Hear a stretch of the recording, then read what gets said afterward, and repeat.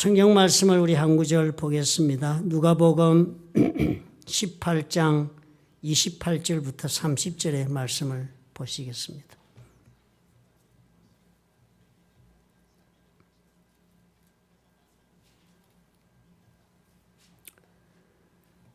어, 3절밖에 되지 않으니까요. 함께 우리 봉독하도록 하겠습니다. 베드로가 여짜오되 보옵소서 우리가 우리의 것을 다 버리고 주를 따랐나이다. 이르시되 내가 진실로 너에게 이르노니 하나님의 나라를 위하여 집이나 아내나 형제나 부모나 자녀를 버린 자는 현세 여러 배를 받고 내세 영생을 받지 못할 자가 없느니라 하시니라. 아멘.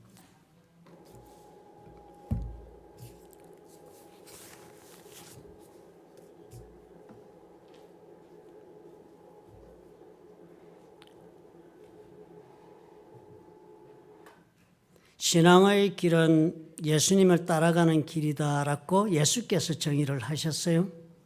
구약시대 아마 이스라엘의 입장에서 신앙이 무엇이냐라고 물었다면 아마 그 사람들은 하나님을 따르는 길이 신앙의 길이다 아마 그렇게 대답을 했을 것입니다. 그러니까 신앙은 우리 모두에게서 한 가지로 설명한다면 주를 따라가는 길이 신앙의 길이다 그렇게 정의할 수 있는 것입니다. 그런데 참 놀랍게도 이 하나님을 따르는 길, 주님을 따르는 신앙의 길에서는요, 놀랍게도 참으로 특징적인 것이 약속이 있는 걸음이 되고 있다 하는 것입니다. 신앙적으로 우리가 보아서 선택하고 그래서 믿음을 선택하고 살아가는 것 같지만 그것이 그냥 그렇게 사는 것이 아니라 거기에는 분명히 하나님께서 따라오는 자에게는 주시는 그런 엄연한 약속이 전제되어 있다는 것입니다. 이스라엘 백성들에게서 이 전제된 약속은 저들에게는 축복이라는 것으로 그렇게 이해가 되었습니다. 왜냐하면 하나님께서 아브라함을 부르실 때 저들에게 약속하신 것도 바로 그것이었기 때문이었습니다. 창세기 12장 1절부터 3절에 보면은 저들의 신앙의 길에 대한 하나님의 약속이 이렇게 명백하게 적혀 있습니다. 여호와께서 아브라함에게 이르시되 너는 너희 고향과 친척과 아버지의 집을 떠나 내가 네게 보여줄 땅으로 가라. 신앙의 선택이 하나님께서 보여주시는 그 땅으로 그렇게 선택해 가는 데 있다. 그리고 그렇게 선택을 하면 내가 너로 큰 민족을 이루고 내게 복을 주어 내 이름을 장대하게 하리니 너는 복이 될지라. 너를 축복하는 자에게는 내가 복을 내리고 너를 저주하는 자에게는 내가 저주하리니 땅의 모든 족속이 너로 말미암아 복을 얻을 것입니다. 이런 약속을 주셨습니다. 그래서 이스라엘의 신앙의 출발이 바로 여기에서부터 시작이 되기 때문에요. 저들의 삶의 기대가 반드시 있는 것입니다. 우리가 하나님을 따르면 이런 복을 받는다는 그 기대가 저들의 신앙의 동기가 된 것입니다. 그래서 그 복된 약속이 그 복받는 그 조건부의 그 약속이 신명기에서 이렇게 다시 저들에게 분명한 약속으로 재확인시켜 주었습니다. 그 약속의 땅 가나안 땅으로 들어가기 직전에 하나님은 그 약속을 다시 재확인을 하시는데 이렇게 명백하게 확인을 하세요. 신명기서 11장 26절부터 28절에 보니까 이런 구절이 나옵니다. 내가 오늘 복과 저주를 너희 앞에 둔다 그랬습니다. 선택의 문제로 내가 너희들에게 제시한다 하나님 그렇게 말씀하시는 거예요. 복이 그냥 무조건적으로 나 따라온다고 주는 것 아니고 나 따라오지 않는다고 저주받는 것이 아니고 너들 앞에 내가 선택권을 주겠다. 복과 저주를 너희 앞에 내가 놓아두겠다. 너희가 만일 내가 오늘 너에게 명하는 너희의 하나님 여호와의 명령을 들으면 복이 될 것이요. 너희가 만일 내가 오늘 너에게 명령하는 도에서 돌이켜 떠나 너희의 하나님 여호와의 명령을 듣지 아니하고 본래 알지 못하던 다른 신들을 따르면 저주를 받으리라. 그렇게 분명한 조건을 명시했습니다. 그러니까 이제 이 복은 가나안 땅에서 너희들이 주어지는 것이다. 내가 너에게 지시할 땅으로 너희들이 가면 복을 받는데 그것이 무조건적으로 복을 받는 것이 아니라 그 땅에 간다 할지라도 그곳에 가서 내 명령을 따르고 준수하면 복을 받고 그렇지 못하면 저주를 받는 조건이 붙어 있다 그랬습니다. 그러니까 두 가지 조건이 제시된 것이에요. 저들의 신앙의 길에는 두 가지 조건이 엄연하게 그 내용을 드러내는 것이 첫 번째는 약속의 땅에 들어가야 합니다. 그것을 벗어나서는 복이 없습니다. 그러니까 아브라함이 기근을 만나서 애굽에 갔을 때 재앙을 만나고 아내를 빼앗기고 하는 이런 처절한 그런 저주의 그런 경험을 하게 된 일이 벌어지는 것처럼 그 하나님이 약속하신 하나님을 따르는 자에게 주는 복은 하나님의 땅에서 주어지는 것입니다. 그리고 하나님의 땅에서 주어질 뿐 아니라 그 땅에서 하나님의 명령을 따라 자신을 살 때 이루어진다라고 하신 것과도 동일한 맥락의 그런 약속의 말씀을 주신 것을 우리가 이해할 수 있습니다. 그런데 그렇게 명령을 따라 사는 자들에게 주시는 그 선물이 있었습니다. 그 받는 것이, 그 보상으로 받는 것이 그 내용이요. 그 내용을 가만히 들여다보니까 대단히 엄청난 내용을 이렇게 적고 있습니다. 네 하나님 여호와께서 내게 주리라 맹세하신 땅으로 너로 들어가게 하시고, 처음에 일어나는 이런 들어가게 하는 일이 벌어집니다. 그런데 그 땅으로 들어가게 하는 것도 자신들의 능력으로 저 사람들이 들어가는 것이 아닙니다. 하나님이 들어가게 해 주셔서 들어갑니다. 그리고 들어가서는 네가 건축하지 아니한 크고 아름다운 성읍을 얻게 하신다. 네가 건축하지 않았지만 그 아름다운 성읍이 네게 되도록 해주겠다는 거예요. 네가 채우지 아니한 아름다운 물건이 가득한 집을 얻게 하신다. 집만 주시는 것이 아니라 집안에 하나님께서 직접 물건도 아름다운 물건을 채우셔서 그냥 주시겠다는 거예요. 선물로. 네가 파지 아니한 우물을 차지하게 하시며 내가 심지 아니한 포도원과 감람나무를 차지하게 하셔서 내가 배불리 먹게 그렇게 하신다고 그랬습니다. 그러니까 너는 그 모든 것을 거저 받게 되니까 조심해서 살아라. 너를 애굽 땅 종되었던 집에서 인도해내신 하나님이 그렇게 주신 것이니까 그 하나님 잊지 않고 살아야 한다라고 그렇게 설명한 것입니다. 그러니까 이 전부가 어떻게 주어졌다고 그랬습니까? 하나님을 따르면 주시는 그 복인데요. 그 복은 조건부적으로 따라서 받기는 하는 것이지만 그것은 어떻게 해요? 그 복의 내용들 보니까 다 무상의 조건입니다. 그냥 무상으로 주어지는 거예요. 노력의 대가가 아닌 것들이었습니다. 그래서 스스로 자신의 손으로 획득한 것이 아닌 선물로 받은 것입니다. 그러니까 엄밀히 말하면 이것은 하나님을 따르는 자들에게 하나님께서 나를 따라왔으니 내가 너에게 이 상급을 주겠다 하는 그 표현과도 동일한 것입니다. 그 하나님을 따르는 자에게 주시는 보상, 그것이 어떤 것이었습니까? 내 손으로 일구지 아니고 내가 누릴 수 있는 복이 바로 그 내용이었습니다. 그래서 이스라엘 사람들은요, 하나님을 따르는 것이요, 하나님 따르는 자신들의 신앙생활의 그 목적이 여기에 가 있게 된 것입니다. 하나님 잘 따르면 우리가 원하는 것들을 얻을 수 있다 하는 것이 자신들의 모든 신앙의 목적이 거기에 걸리게 된 것입니다. 이 모든 것, 이 삶의 좋은 것들, 내가 꼭 필요로 하는 것들, 아름다운 집과 그 속에 채워진 물건과 그리고 그 놀라운 포도원과 그리고 우리를 보여줄 성읍과 그 모든 재산들이 다 하나님의 그저 나에게 선물로 올 수 있는데, 그렇게 하려면 우리가 명령을 따라야 된단다. 그러니까 하나님 명령을 따라 사는 자에게 뭐가 이루어진다고, 이 복이 주어진다니까 하나님 믿고 따르는 목적이 거기에 가서 있게 된 것입니다.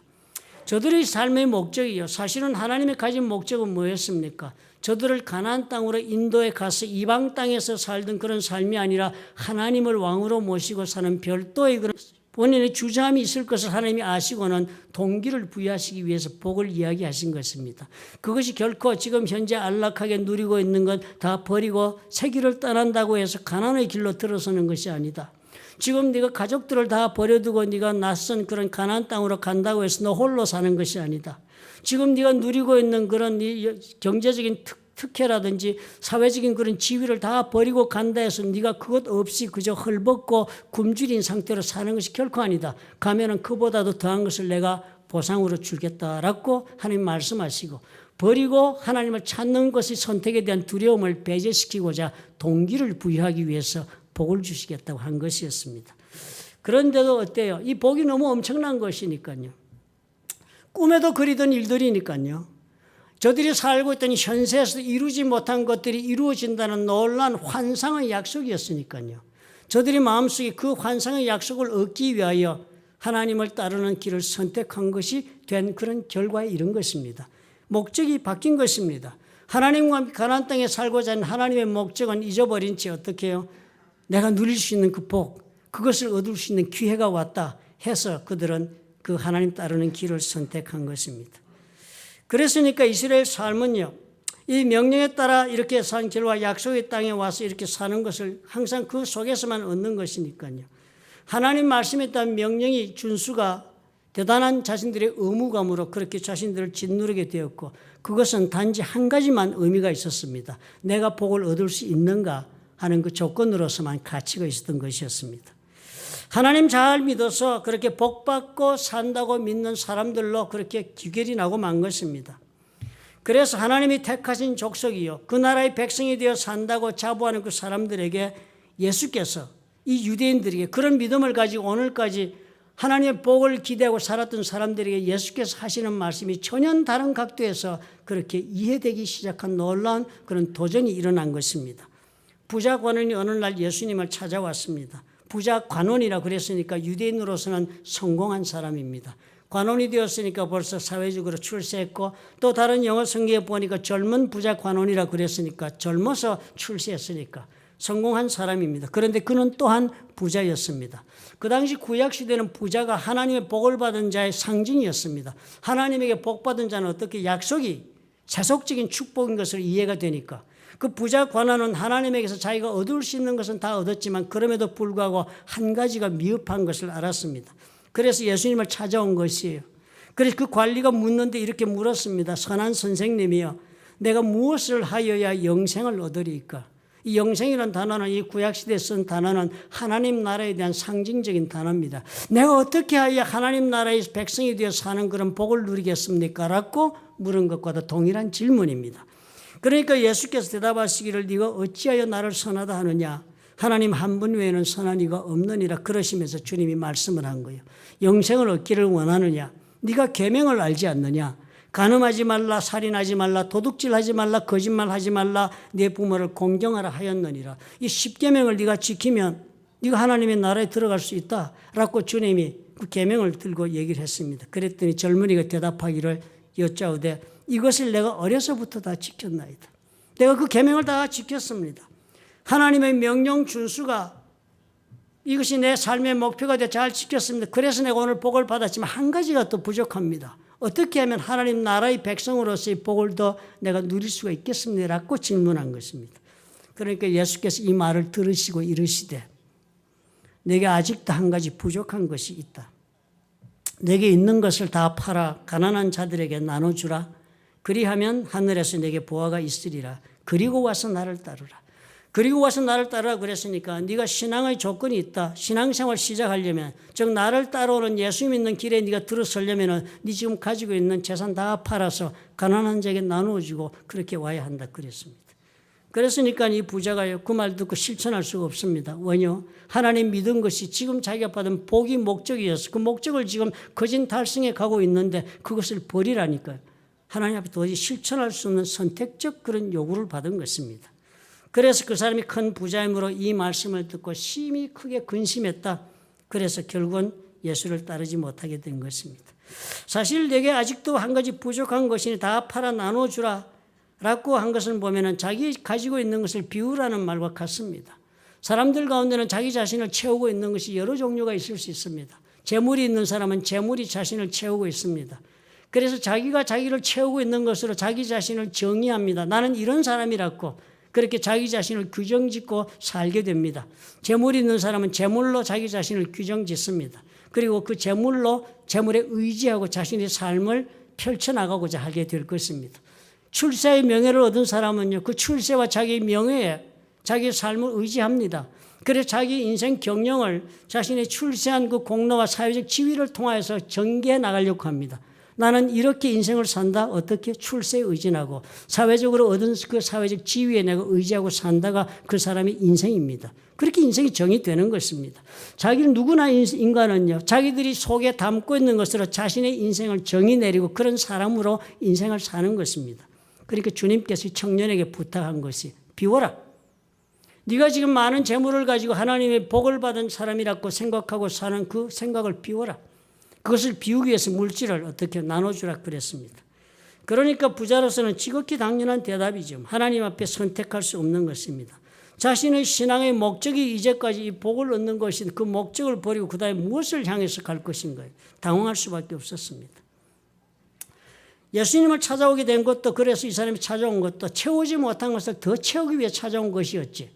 자신이 정말 부족한 것이 하나님의 나라의 삶은 백성의 그 축복을 채우기 위해 찾아온 것이었지. 또 다른 데 이유가 있던 것이 아니었기 때문에 예수님의 이 말씀은 대단히 이해하기가 어렵게 된 것입니다. 이제 하나님의 말씀을 준지 다 복을 얻어가는 판인데요.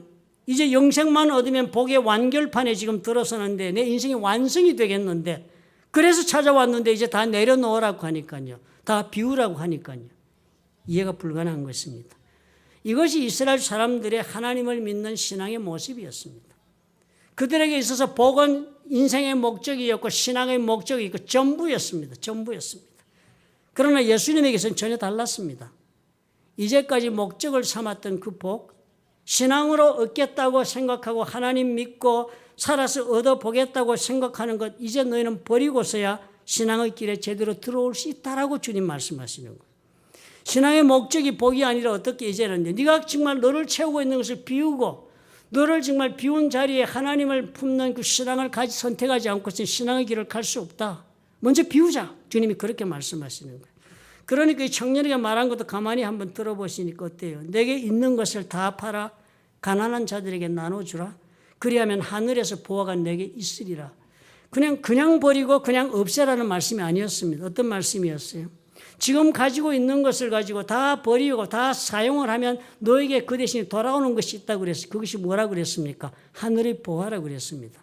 그러니까 청년에게 말씀하시는 것은요. 지금 네가 가지고 있는 복을 사용해서 하늘의 보화를 얻도록 해라. 그렇게 말씀하신 것과 동일합니다. 그러니까 이제 예수께서 뭐라고 알려주고 있어요? 복은 너 인생의 목적이 아니다. 복은 네가 받은 복이 네 신앙의 목적이 아니라 네가 받은 그 복은 신앙을 위한 수단이 되어야 한다라고 예수께서 알려주고 계신 것입니다. 우리가 이제까지 여호와를 믿었어요. 복을 얻어 누리고 장수하자 하는 것이 목적으로 산 것이라면 이제는 그 목적으로 삼았던 것을 삶의 도구로 삼아서 예수를 쫓으라. 거기에서 너희 인생에 정말 행복을 얻게 된다라고 예수께서 제시하고 계십니다. 대단히 극렬한 선택을 요구하고 계신 것이죠. 신앙의 길을 전혀 다르게 예수께서 정의하고 계신 것입니다. 우리는 정말 잘 살기 위해서 예수를 믿는다고 생각하지요. 그것이 복된 삶이라는 것이니 사람마다 복이 어떤 것이냐는 견해 차이가 있을 수는 있겠지만 어쨌든 잘 살게 되는 것이 내 신앙의 목적이라는 데는 동의할 것입니다. 그러니까 어떻게 해요? 이 복, 잘 사는 것이 신앙의 목적이 되어 우리가 살아갈 것이라 예수님 말씀은 뭐예요? 네가 잘 살기를 바라는 그 모든 것들은 차라리 신앙을 위한 도구가 되어야 한다라고 주님 말씀하세요. 부자 청년은 그래서 돌아갔고 아마 우리 가운데도 많은 사람들은 그래서 결코 예수를 따르는 길에 진즉하게 따라가지를 못하는지도 모릅니다. 이 모습을 베드로는 지극히 자신의 입장을 돌아보니까 자기가 놀라운 선택을 하고 이 자리까지 왔다는 자부심이 생겼습니다. 왜요? 나는 다 버리고 오지 않았는가 하는 것입니다. 그래서 여쭤보았어요. 예수님께 보옵소서. 우리가 우리의 것을 다 버리고 주를 따랐나이다. 우리가 다 주님 앞에 우리는 다 버리고 따랐습니다. 청년은 못 버려 저렇게 돌아가지만 예수님 우리는 다 버리고 따랐잖아요. 그렇다면 우리에게는 무슨 일이 있을까요? 라는 것이 베드로의 질문이었습니다.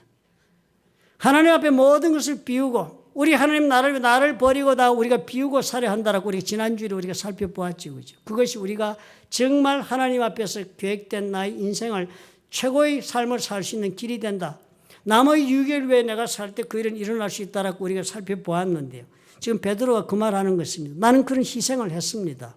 그렇다면 나에게 이제 무슨 일이 좋은 일이 있을 것인가요? 라는 질문을 예수께 한 것입니다.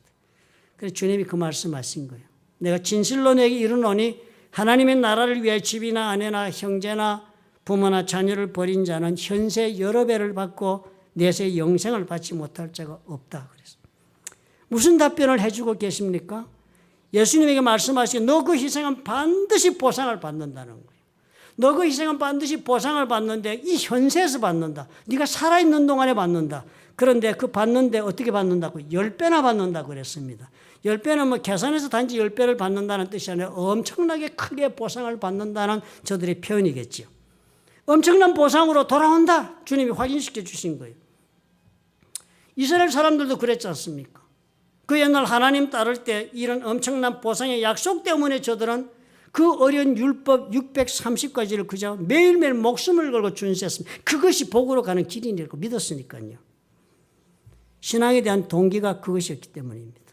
신명기서의 말씀도 그랬습니다. 하나님의 말씀을 따라 사는 자들에게는 하나님께 복 주시겠다. 그것도 나의 손으로 지은 것이 아닌 스스로의 노력으로 얻는 것이 아닌 무상의 복을 주시겠다. 그래요. 환상적인 보상의 약속을 저들이 받았기 때문에 그 어려운 길을 선택한 것입니다. 그런데 그래서 그 복을 받은 사람들 다음에 어떻게 살았습니까? 가나안 땅에 들어가서 하나님의 약속대로 저들은 다 그 복을 다 받았습니다.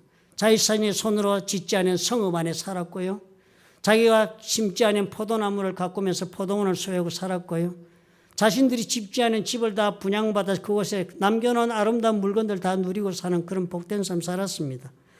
그렇게 받은 복으로 저들은 어떤 인생을 경영했습니까? 사사기서 이후부터 쭉 성경 여러분 읽어보시니까 어떻게 살았어요, 이 사람들이요. 약속의 땅 가나안 땅에 들어갔음에도 불구하고, 그러면서 하나님의 명령을 따라 그들이 복을 받았음에도 불구하고 그들은 어떻게 살았습니까? 그들은 결국 하나님을 저버리는 길을 선택하는 그런 사람들이 되고 말았습니다. 그들의 목적이 뭐였어 그랬습니까? 그들의 목적이 복이 있었기 때문이었습니다. 그들의 목적은 하나님이 원하시는 대로 가나안 땅에 들어가서 하나님과 함께 사는 데 목적이 있지 않았습니다. 그들은 하나님께서 우리와 함께 하시면서 부과하는 그 조건을 충족시킬 때 내가 누릴 수 있는 삶이 있다. 그것이 나의 목적이라고 들어갔는데 그 목적이 달성되니까요. 하나님은 저들에게 더 이상 커다란 의미가 없어진 것입니다. 우리 옛날에 그런 심파조 영화들이 있었죠. 제가 어릴 때도 그런 영화 보고 그때는 그런 이야기들이 아주 유행했었습니다. 젊은 두 남녀가 사랑해서 결혼했는데 결혼할 때는 가진 것이 아무것도 없이 가난한 부부가 됐습니다. 그렇죠? 그러니까 남편이 재능이 있는 것을 보고 남편이 똑똑하고 영민하니까 아내가 일단 헌신해서 남편의 뒤를 받쳐주면 남편이 출세하고 그러면 우리는 행복하게 살 수 있다는 환상적 그림을 가지고 아내는 열심히 일을 해서 남편을 대학을 보냈나요? 그래서 대학도 졸업하기 위해서 좋은 직장에 가서 사회적으로 출세하고 나니까 그 남편이 그 조강지처가 되는 아내를 저버리고 다른 여자를 찾아갔다. 이런 영화 있잖아요. 꼭 그런 것입니다. 목적이요. 신앙의 목적이 복 받는 데 있었기 때문에 그 복을 주고 함께 누리고자 예정되어 있는 하나님과의 삶은 저들의 안목에서는 별 가치가 없었던 것입니다. 그래서 그들은 어떻게 되었어요? 타락의 길로 걸어갔습니다. 하나님을 저버린 길로 가면서도 이것이 무엇이 잘못되었는지를 깨닫지 못했습니다. 우리가 신앙의 길을 가면서 이 사실에 우리가 주목해야 합니다. 여호와 하나님은 실상 이스라엘 사람들에게 그들의 하나님에 대한 신앙의 목적이 이 세상에 복에 있도록 하신 것이 아니었지 않습니까? 이스라엘 사람들이 이것을 혼동한 것입니다. 신앙의 목적이 그저 하나님이 우리와 함께한다는 목적이 그저 나의 삶을 위하여 하나님이 존재하는 것으로 생각했기 때문입니다. 그러니까 저들은 하나님께서 요구하시는 율법이 제대로 이해가 되지 않았습니다. 어렵디 어려운 인생 숙제가 된 것입니다. 하나님이 이렇게 우리가 살아보자라고 제시한 그 요구의 말씀이 저들은 짐이요, 의무요, 그리고 고통의 족쇄였습니다. 왜요? 자신이 얻고자 하는 것은 관계가 아니라 복이라는 대상이었기 때문이었습니다. 만약에 이들이 하나님과의 관계를 원하는 사람들이었다면 그 하나님께서 요구하시는 율법은 기쁨의 조건이 되었을 것입니다. 그러나 우리는 관계를 원하기보다 복을 원한다는 명백한 자신들의 태도가 결정이 되었으니까 그 하나님 말씀하시는 모든 관계를 위한 요구사항들은 다 짐이었습니다. 수고스러운 그런 족쇄가 되었습니다. 하나님의 말씀에 대한 이해가 일어날 수가 없죠. 그러니까 왜 이런 요구를 하셨는지에 대한 이해가 없습니다. 그러니까 그 말씀을 준수하기는 해야 합니다. 복을 얻고 살아야 되니까. 그러니까 대단히 우스꽝스러운 모습을 연출할 수밖에 없는 것입니다. 왜 해야 되는지를 모르고 동의할 수 없는 일을 해야 하니까. 왜 안식일을 지켜야 하는지 그 정신을 이해하지 못하니까. 왜 하나님이 우리에게 안식일을 지키라고 하는가에 대해 이해가 없으니까요. 하나님이 나와 함께 삶을 나누는 시작을 여기서부터 하자는 데 대한 이해가 없으니까 그 안식일은 어떻게 해요? 내가 지금 열심히 해야 할 일을 손을 놓고 무작정 있어야 하는 날이 된다는 문제가 되니까요. 그 안식일의 해석이 분분해졌습니다. 얼마나 우스꽝스러운 모습으로 저들이 안식일 지켰다고 문서가 알려줍니까? 안식일을 하나님 앞에 하나님과의 관계 속에서 자신을 돌아보는 그런 새로운 영적인 그런 에너지의 충족함을 얻는 기회로 삼은 것들이 아니라 그 안식일에는 그 모든 정신을 사리고 어떻게 하면 이날 말씀하신 문자를 우리가 어기지 않을까, 그래서 복을 받을까 해서 노동하지 말라의 해석이 분분했습니다. 노동의 뜻이 무엇이냐? 이 노동의 뜻이 무엇이냐? 이 노동의 뜻에 맞게 우리가 지켜야 된다는 그 생각은 최소한도로 최대 효과를 우리가 낼 수 있으면 좋지 않겠냐는 의도가 들어가 있었습니다. 이 노동이라는 것을 우리가 어떻게 지키면 결코 범하지 않는 그 한계가 어딘가, 그 울타리가 어딘가, 그 선만 넘지 말자. 그러다 보니까요, 이 사람들은 괴상한 노동법들을 만들었습니다. 안식일에 가야 할 곳이 많은데 못 가게 하니까. 그 가면 걸어다니고 노동하는 것이 되니까요. 그러니까 법을 정했습니다. 우리가 음식을 먹는 곳이 집이니까 미리 안식일 전에 내가 먹을 음식을 다음날 먹을 음식을 갖다 놓은 것은 집으로 간주할 수 있다. 그것이 오리가 되든 심리가 되든 미리 음식만 갖다 놓으면 안식일 날 그곳에 가서 일 볼 수 있다. 이렇게 해석했습니다. 이 사람들이 해석하네 다 그랬습니다. 그러니까 노동의 해석조차도 목적이 달라지니까요. 어렵게 풀어나가는 그런 일들로 우스꽝스러운 율법에 맨 사람들이 됐습니다. 안식일 날 길거리 침을 뱉으면 안 된다. 그 침을 뱉으면 그 침이 흙을 움직여서 농사 짓는 일이 시작이 벌어진다. 그러면 이건 노동에 해당한다. 안 된다 그랬습니다. 안식일 날 여자들은 거울을 보지 말아야 한다. 왜냐하면 거울을 보면 흰 머리카락을 뽑고 싶은 유혹이 생겨서 머리 뽑는 노동을 하게 된다는 거예요. 거울 보지 말라. 이 랍비들이 해석한 것입니다. 그렇게 적용하고 살았습니다. 그리고 지금도 여러분 이스라엘 가보시면요. 안식일 날 나가지 말할 경계가 철사줄로 표시되어 있습니다. 예루살렘에. 율법이 저들의 뭐예요?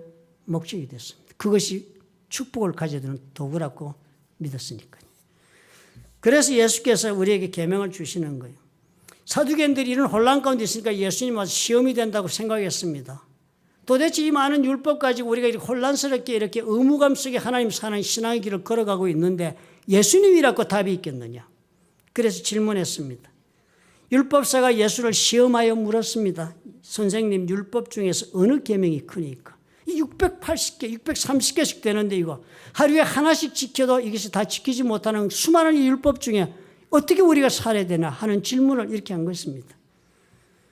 신앙이 저들에게 해답이 되지 못하는 단적인 모습을 보여준 것이에요.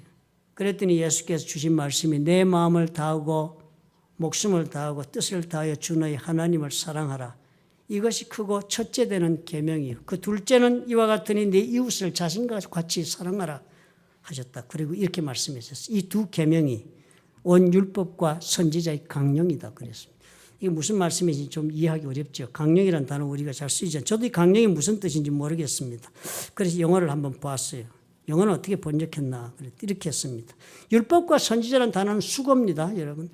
예수께서 율법과 선지자하고 율법과 선지자의 글 그러면 수거입니다. 이것은 구약 성경을 가리키는 수거입니다. 영어에서 bread and butter 그러면 빵과 뭐 바다 이래서 아침 식사 이런 뜻이 아니고요. bread and butter 그러면 수거가 돼가지고 삶의 뭐 자원이 되는 것들 이렇게 해석해야 되듯이 성경에서 율법과 선지자 그러면 구약 성경 이렇게 해석하면 맞습니다. 이 두 계명이 온 구약 성경의 강령이다. 강령이라는 것을 보니까요. hang on these two commandments 이 두 개의 하나님 사랑과 이웃 사랑이 둘의 모든 율법들이 이렇게 매달려 있다.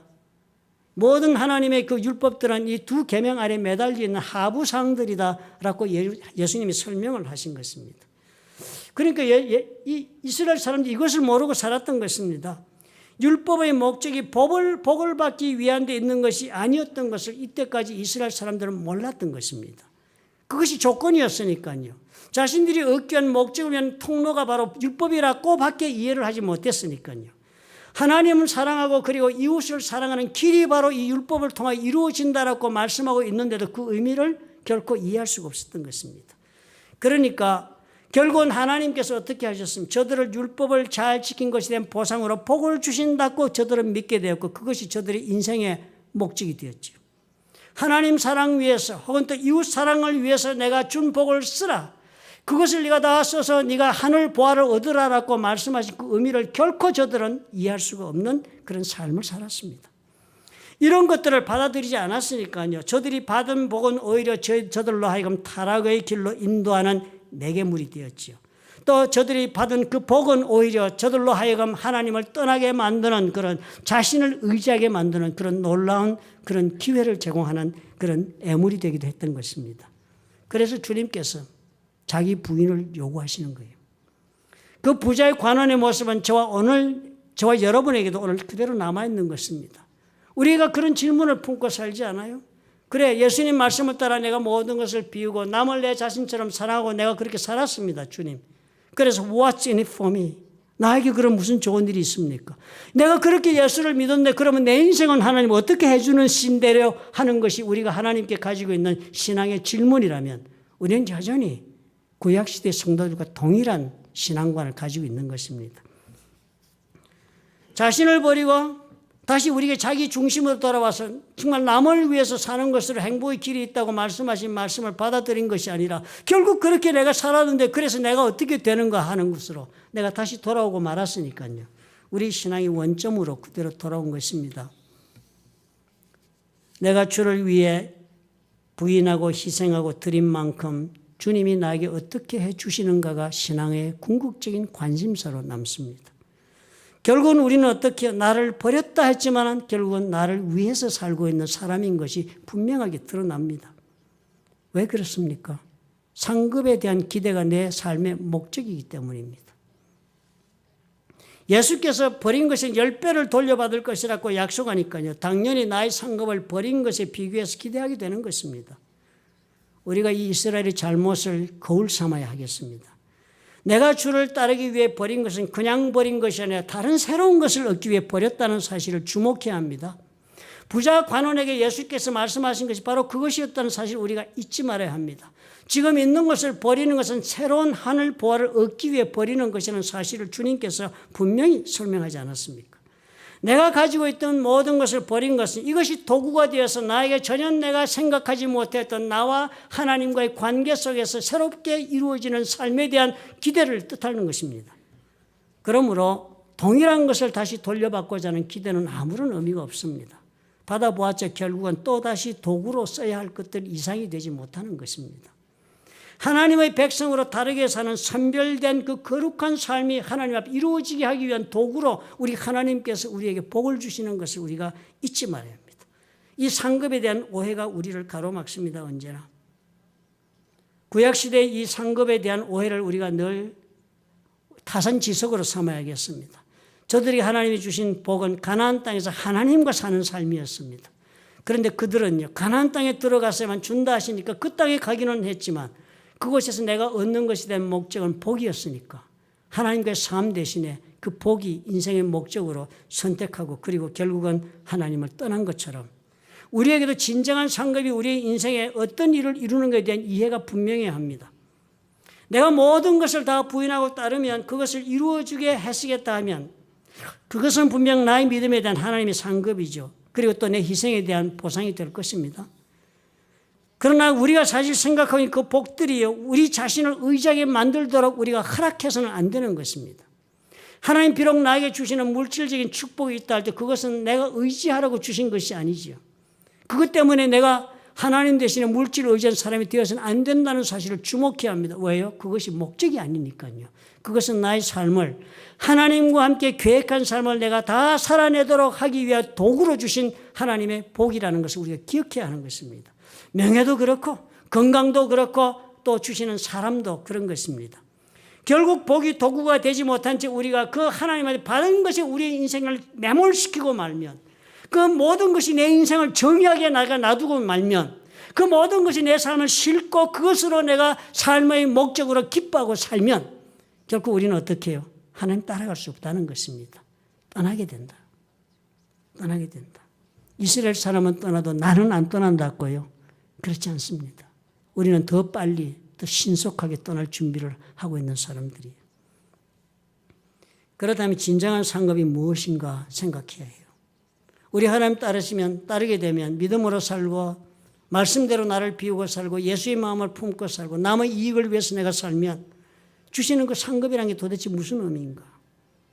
그 진정한 상급은 결국은 내가 이루기 위한 도구로 주셨다면 그것이 상급이 결국 하는 것이 무엇일까?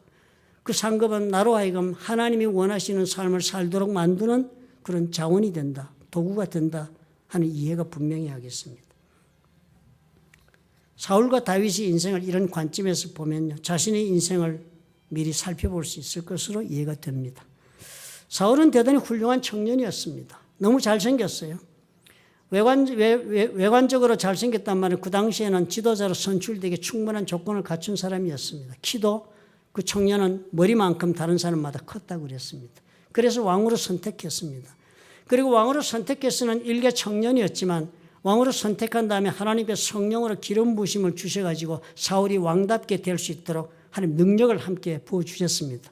그래서 사울을 비웃던 사람들 앞에 하나님께서 성령으로 사울을 써서 적군을 타파하고 전쟁에 승리케 하고 포로를 잡게 하고 문제를 해결하는 능력을 보이게 해서 모든 사람들 앞에 사울을 왕답게 세워주는 일이 벌어진 것입니다.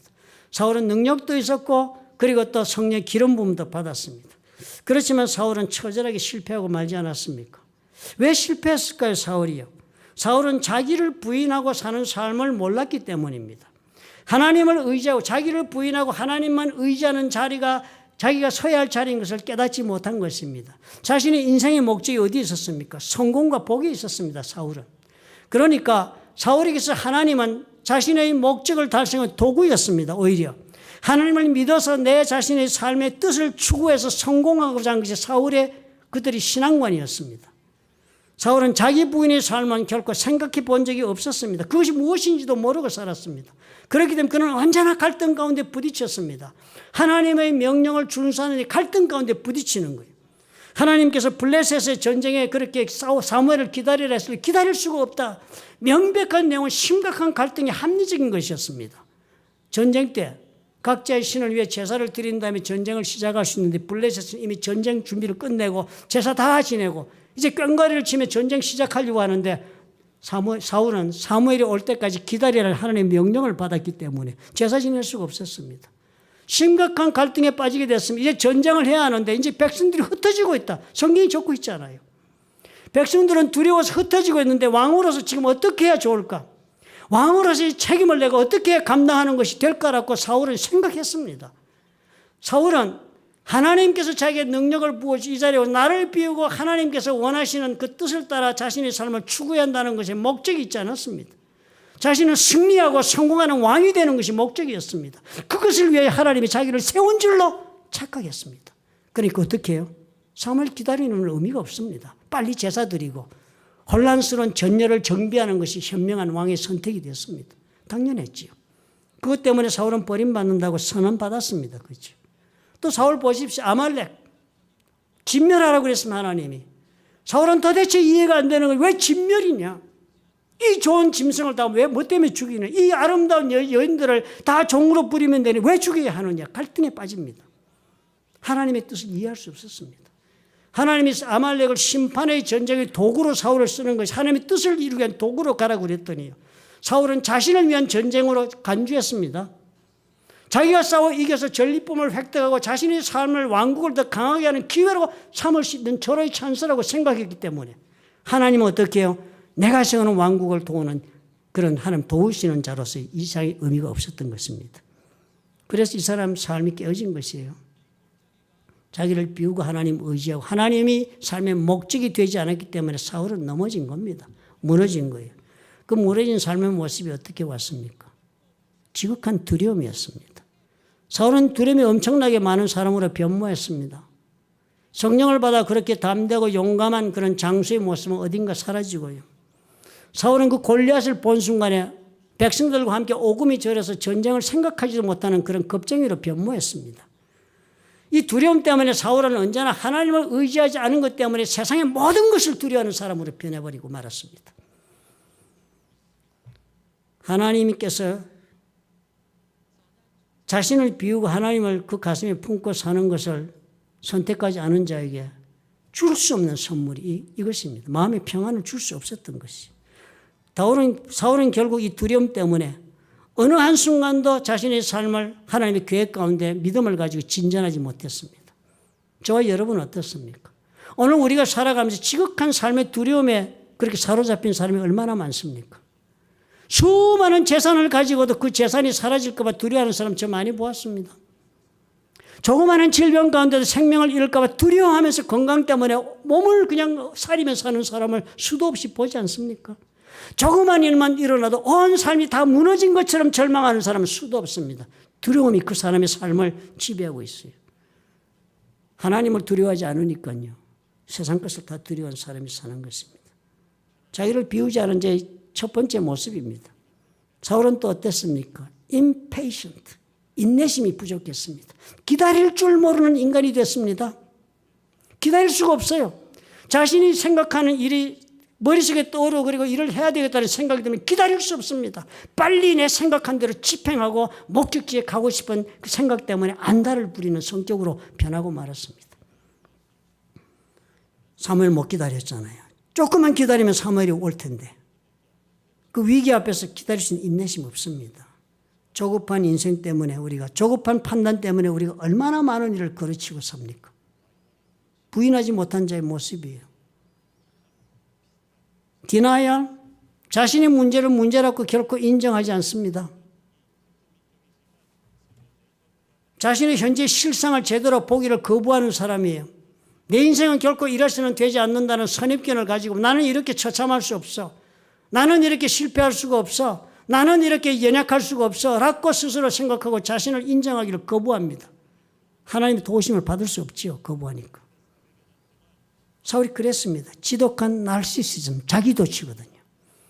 자기가 정말 대단한 사람인 줄 착각하는 그 착각 속에 빠져 삽니다. 하나님 아니면 아무것도 아닌 것을 깨닫지 못하는 그런 자기도취. 우리가 자기 부인하지 못했을 때 우리가 이렇게 되지 않던가요? 얼마나 충동적이었습니까? 무슨 좋은 일이 생기니까요. 그저 그 일 가지고 막 흔들어대가지고 요나단 죽일 뻔했습니다. 사울이요. 요나단이 잘 하나님 앞에 성령의 도구가 되어가지고 적진을 깨뜨리고 그리고 막 승전을 하기 시작하는 전쟁이 승기를 돌았으니까요. 흥분을 해가지고 사울은요. 이 일이 어디로부터 어떻게 시작되지 어떻게 가는지에 대한 하나도 하나님 앞에 생각해보는 것이 없이 그저 재빠르게 이 전리품을 내가 획득해야 되겠다는 그 조급한 생각이 앞으로 치달려가서 잘못하면 요나단 죽일 뻔했습니다. 목적을 위해서는 어떤 수단도 가리지 않는 사람이 되고 말았어요. 자기 맏딸 미갈. 얼마나 귀한 딸입니까? 다윗을 사로잡아서 적군에 보내서 죽게 만들렸고 그래서 미갈을 죽였다고 속였습니다. 블레셋 가서 그저 이렇게 100몇 명을 죽여서 네가 그렇게 혼수물로 삼아오면 내가 딸을 주겠다고 그랬습니다. 그렇게 해서 성경에 보니까요. 다윗이 전쟁터에 그것을 얻으러 갔다가 죽기를 바래서 그랬다는 거예요. 우리가 살면서 그렇잖아요. 목적을 달성하기 위해서 우리가 수단을 가리지 않는 무서운 삶을 살아갈 때 많습니다. 질투. 공존이 불가하죠. 질투심 있는 사람과는 동행할 수 없습니다. 그렇잖아요. 사울이 그런 사람이었어요. 다윗에 대한 질투 때문에 두 사람이 함께 했더라면 얼마나 아름다운 왕국을 이룰 수가 있었겠습니까? 분노 조절 장애자가 되어서 인생을 비참하게 끝냈습니다. 자기 부인이 없는 사람의 모습이에요. 단지 사울의 이야기일까요? 저는 이 얘기를 가만히 보니까요. 내가 하나님 앞에 부인하지 못한 것 때문에 내가 이 많은 것들 가운데 하나도 나를 떠나지 않고 나를 공격하고 나를 사로잡았던 것들이 한둘이 아닙니다. 그러나 다윗은 어떻게 살았다고 그랬습니까? 자기 부인이 철저한 것을 우리가 볼 수 있습니다. 다윗은 여러 말을 우리가 들을 것 없이 그가 고백한 시편 18편 29절을 보면 정확하게 자신의 마음이 정리되어 있습니다. 내가 주를 의뢰하고 적진을 향해 달리며 내 하나님 의지하고 담을 뛰어넘는다. 다윗이 홍안의 미소년인데요. 어떻게 적군을 달립니까? 영어로 적응 보니까 with your help 하나님 당신의 도움으로 내가 적군에게 그냥 달려들겠습니다. 그렇게 표현하고 있습니다. 나는 갈 수 없는 거지만 나는 하나님 의지하니까 갈 수 있다. 이 높은 담을 나는 넘어갈 수가 없지만 하나님과 나는 함께해서 with my God 내 하나님과 함께 나는 이 담을 스케일 기어오를 수 있다. 다윗은 그렇게 고백하는 거예요. 외모적으로는 다윗은 훨씬 열등한 사람이었습니다. 그리고 또 가정적으로도 그렇게 인정받지 못한 막내였습니다. 그래서 형들은 집에 있는데 본인은 목동이로 어린아이가 나가서 노동하고 살았던 그런 열외의 아들이었습니다. 그러나 다윗은 어떻게 해요? 자신의 모든 것을 비우고 하나님을 의지하는 그 믿음을 가슴에 품은 것 그것 때문에 자신의 모든 관심이 자신에게 있지 않고 하나님에게 가 있을 수 있었기 때문에 그의 삶은 전혀 다른 차원으로 나아간 것입니다. 오늘 우리 신앙의 목적이 여러분 무엇이라고 스스로 규정 짓고 계십니까? 나 왜 예수를 믿지? 무엇이라고 여러분 답변할 수 있습니까? 복을 받고 사는 것이 목적이신가요? 잘 살려고. 예수 믿어서 잘 살아야 되는 거 아닙니까? 그렇죠? 예수 믿어서 불행해지려고 믿는 사람은 아무도 없습니다. 그러나 그 잘 사는 것이 전부입니까? 아니면 그 잘 사는 것이 내 도구가 되어서 내가 하나님이 원하시는 인생을 한번 펼쳐보겠다고 생각하시는 것이 여러분 신앙의 소원입니까? 내가 그래서 예수께서 말씀하신 대로 마태복음 6장 30절의 3절의 말씀처럼 하나님의 나라와 그 일을 위해 내가 살기 위해 이 도구가 필요하다고 생각하고 하나님 앞에 허락받습니까? 유명한 신학자 한 분이 있습니다. J.I. 패커라는 분인데 아마 모르는 분이 없는 줄로 아는데요. 성경 신학자인데 캐나다에 있는 레전드 신학교에 계셨던 교수님이신데요. 그분이 책을 한 권 썼는데 책의 제목이 Knowing God이라는 책입니다. 한국말로도 번역이 됐습니다. 하나님을 아는 지식 이렇게 번역돼 수십 년 전에 번역되어서 수백만 권이 팔린 것으로 압니다. 예수를 믿지 않는 사람들조차 이 책을 다 사서 보았던 그런 놀라운 도덕적 교과서적인 그런 책이 J.I. 패커라는 박사님이 썼습니다. 그 책에 이런 말씀이 있어요. 행복에 관한 이런 짤막한 구절이 있습니다. 그분이 이렇게 적습니다. The happy state, 행복한 상태, 즉 행복이라는 것은 which we know only rarely, 우리는 거짓 잘 알지를 못한다는 거예요. 행복이 뭔지 우리는 잘 알지 못하고 산답니다. 행복하지만 우리가 정말 아는 경우가 거의 없지만 행복한 상태라는 것은 unself-conscious state, 내가 스스로 내 자신을 인식하지 않는 상태에 있는 것이다. 나를 잊어버리는 상태에 있을 때가 행복한 것이랍니다. 그래서 나 이러고 사는 것이 결코 행복한 것이 아니라 나를 깡그리 잊어버린 상태, 그것이 행복의 상태다. 그래서 그 깡그리 잊어버린 상태가 어떤 상태냐면 첫 번째는요, 내 주위에 있는 사람들에게 내가 관심을 쓰는 것에서 행복이 온다. 그래서 내 생각에 막 사로잡혀서 내가 어떻고 내 얼굴이 어떻고 내 모습이 어떻고 내가 가지고 있는 것이 뭐고 그저 내 생각만 하고 사는 것보다는 내 생각이 내 주위에 있는 사람에게 가 있을 때가 행복한 상태라는 거예요. 또 그 다음이요. 또 우리 안에 있는 것보다는 to the situation outside us, 우리 바깥에 있는 것에 내가 관심을 두고 있을 때가 더 행복하다는 것입니다.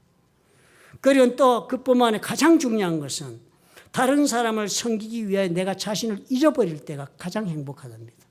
다른 사람을 섬기기 위해 내 자신을 잊어버릴 때 누가 그거 제일 잘합니까? 어머니들이 그러죠. 자식을 섬기기 위해 자식의 그 생명을 향상시키고 진보시키기 위해서 온 것을 쏟는 그 어머니는 몰라지경에 삽니다. 그죠? 완전히 자신을 잊어버리고 사는 그 어머니, 그때가 어머니가 가장 행복한 것입니다. 그러면서 끝에 이렇게 쳤습니다. 당신은 그 완벽한 것을 예수님의 삶 속에서 볼 수가 있다. 예수님 그렇게 완벽하게 사셨다는 거예요. 완벽한 자기 비움이 행복의 상태라고 말씀하시는 거예요. 나를 부인하고 내 속에 있는 것을 다 거부하고 그리고 하나님 앞에 그것을 다 내려놓고 그래서 하늘의 보화를 얻기 위한 도구로 삼고 쓴다면, 하나님께 나에게 주신 복을 내가 다 그렇게 사용해 버린다면 그것이 손실이고 희생이 아니라는 거예요. 그것이 완벽한 행복의 상태로 가는 길이 된다고 하시는 것입니다.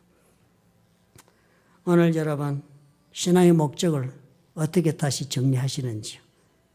우리 하나님께서 우리를 향한 그 신앙의 목적은요, 참으로 주님 주신 것으로 주님이 계획하신 놀라운 삶을 이루는 데 있다는 사실을 여러분 꼭 기억하십시다. 그런 하나님께서 예수님을 통하여 우리에게 부르십니다. 네 자신을 비우고 부인하고 그리고 나의 허락하는 너의 십자가를 지고 나를 따르라 하십니다. 그것이요 행복의 길이기 때문에 그렇습니다. 기도하겠습니다.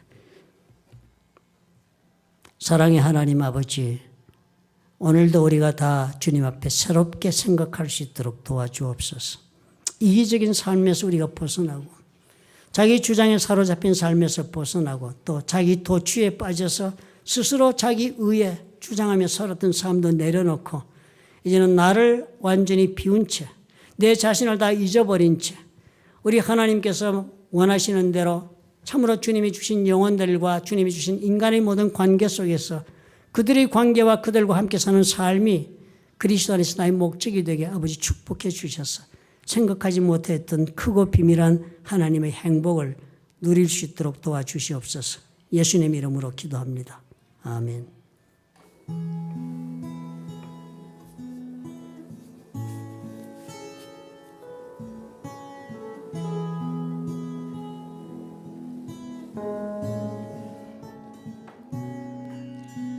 나 지금은 비록 땅을 버타며 살지라도 내 영혼 저 하늘을 디디며 사네.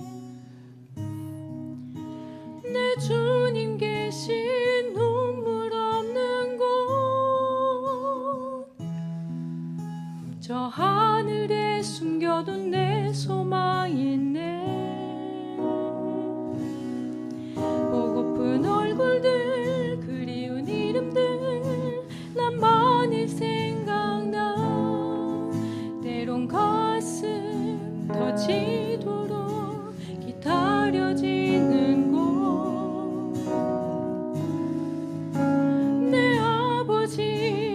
넓은 품 날 맞으시는 저 하늘에 쌓은 내 소망이 있네. 우리 다 같이 고백하십시다. 주님 그 나라에 이를 때까지 순례의 걸음 멈추지 않으며 어떤 시련이 와도 나 두렵지 않네. 주와 함께 걷는 이 우리 한 번 더 주님 그 나라에 주님 그 나라에 이를 때까지 순례의 걸음 멈추지 않으며 어떤 시련이 와도 나 두렵지 않네. 주와 함께 걷는 우리 간절한 마음으로 한 번 더 주님 그 나라에 이를 때까지 순례의 걸음 멈추지 않으며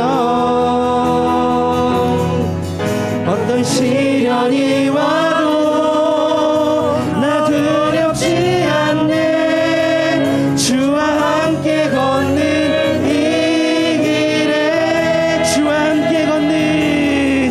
주와 함께 걷는 이 길에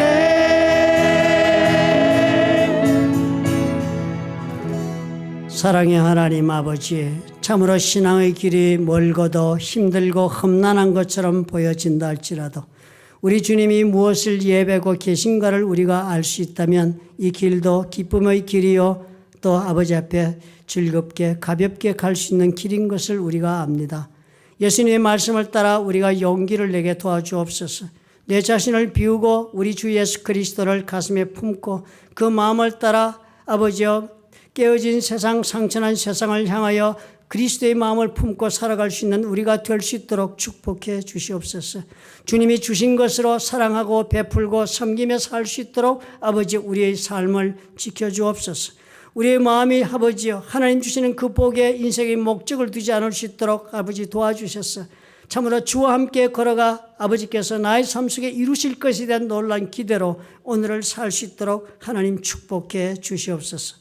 이제는 우리 주 예수 그리스도의 무한하신 은혜와 아버지 하나님의 극진하신 사랑과 보혜사 성령님의 교통하심이 나를 부인하고 십자가를 지고 주를 따르기로 결단하고 일어선 하나님의 사랑하는 자녀들과 그들의 생업과 가정 위에 보혈로 값지고 세우신 불러튼 좋은 교회와 파송하신 선교사들 위에 지금부터 영원토록 함께 하실지어다. 아멘.